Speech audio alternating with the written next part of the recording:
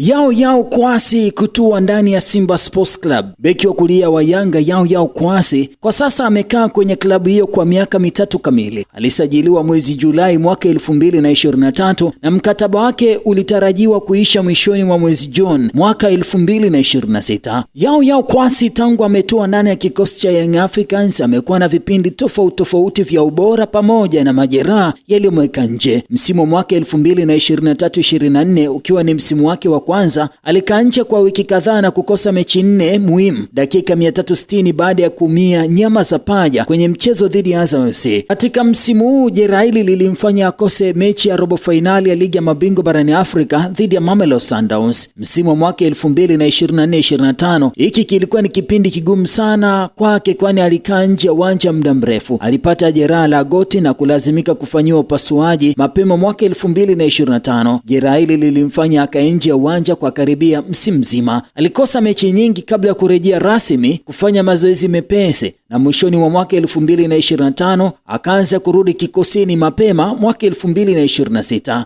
Yanga walitumia gharama kubwa sana za upasuaji pamoja na kumgharamikia mchezaji huyu kuhakikisha kwamba anakuwa bora. Hivi sasa mkataba wake ndani ya kikosi cha Young Africans umemalizika na watu mbalimbali wameanza kugonga hodi ili kumpata. Kwa mujibu wa mwandishi wa habari za michezo, mchambuzi nguri, mwanahabari hodari Tagato amesema beki wa kulia wa Young Africans Yao Kouassi amemaliza mkataba wake na mezani kwake kuna ofa kutoka kwenye timu mbalimbali. Simba ni miongoni mwa klabu zilizoulizia upatikanaji wake sokoni, na kwa Yanga huyu ni mchezaji ambaye wanamhitaji kwa kiwango kikubwa. Katika msimu wake wa kwanza Yao Kouassi alicheza michezo 22, akafunga goli moja dhidi ya JKT Tanzania, akamaliza msimu akiwa na asisi 7. Alicheza mechi zote za hatua makundi, lakini alikosa robo finali dhidi ya Mamelodi Sundowns. Msimu wa mwaka 2024-25 hajacheza kabisa kwa sababu alikuwa na injury. Msimu wa mwaka 2025-26 amecheza jumla mechi 11 tangu kurejea kwake, ikiwemo mechi dhidi ya Simba, Azam, Coastal Union na Namungo FC. Amecheza kama mchezaji wa akiba dhidi ya Al Ahly na alicheza dakika 8 na kuwepo benchini katika mchezo dhidi ya JS Kabylie. Amefanikiwa kutoa asisti 3 tu baada ya kurejea kwenye mfumo wa kushambulia kwenye timu. Huyu ni mchezaji ambaye kila timu inahitaji kuwa naye, akipanda ni majanga, akishuka upiti. Ni mchezaji bora mwenye nidhamu ya hali ya juu sana. Ni agharabu kumkuta kwenye kitabu cha mwamuzi amepewa kadi ya manjano ama kadi nyekundu. Swali ni je, anaweza kuwasaliti Young Africans na kuhamia Simba Sports Club, au anaweza kuchagua fedha nyingi na kubaki na deni la kumwambia tulikutunza ulipoumia na tulikusubiri,